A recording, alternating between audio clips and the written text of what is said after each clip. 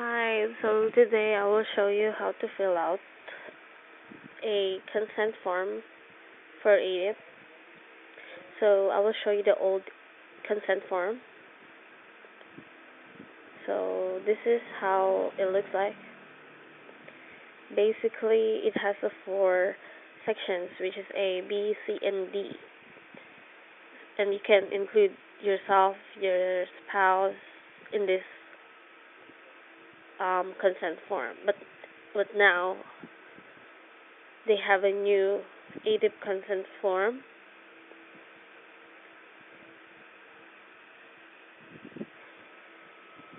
which is this one.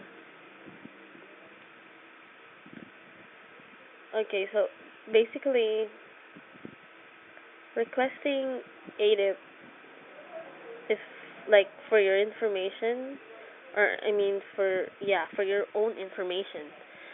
But more people, especially those who applied for a visa to Canada and got a refusal, they use atip to know exactly the reason why they get rejected or I mean refused. So they call it KIPES, GCMS, or ADIP, whatever you call it. And this is the consent form that they use to um, request those detailed reason of their refusal. But before you request this um, KIPES or ADIP, this form, or I mean, the only persons who can request ADIP or KIPES or GCMS are those who's Canadian citizen or permanent resident, and any individual present in Canada can make a request under the Access to Information Act. If you're none of the above, you can ask a representative who is a Canadian citizen or a permanent resident to make a request for you. And if you give that person written consent, so, but don't worry, because they have a consent form, just fill it out, and this is what I'm showing you now.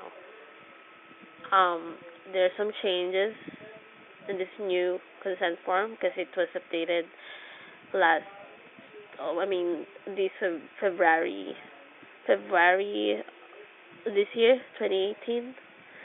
So, remember, submitting a properly completed consent form with your request helps to prevent delays. Okay, remember that. So, basically, there are two steps to process this consent form. So, filing this consent form is only for those who are not Canadian citizen or permanent residents in Canada. So um, the steps are like provide information about who the requester is. That is in section 1. There you will put the information about who the requester is. And in section 2, provide provide the information about whose information is being requested. Example, family member, spouse, and children. So as I said earlier, in the old consent form, it's just you and your spouse can be included in a single form. But now the good news is you can now include up to like 4 people on a single form. That's very convenient. And another good thing is this consent form is now valid for 1 year, which means the same consent form can now be submitted with each new aided request. So, yeah, that's so good.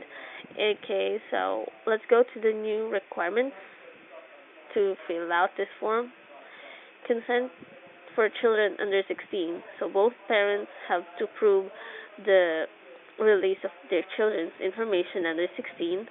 Um, Provide the minor's information in Section 2. They are not required to sign the form. So ensure this form is signed by both parents or submit separate forms from each parent listing the minor's information on each form, or submit a signed form from one parent and a valid Canadian court order or proof of custody. So once you've provided all the information, don't ever forget the signature and date to safeguard against the fraud forms. Only original signatures signed in blue will be accepted. Again, sign in blue. No electronic signatures. Make sure the applicant includes the date of the signature. Okay? So, and the last part, scanning tips if you will submit online. So, adjust your scanner in 300 dpi and up for good resolution, or taking a close and well lit snapshot of the form with your smartphone camera will help ensure your form is accepted. Okay, so those are basically the requirements to fill out this form.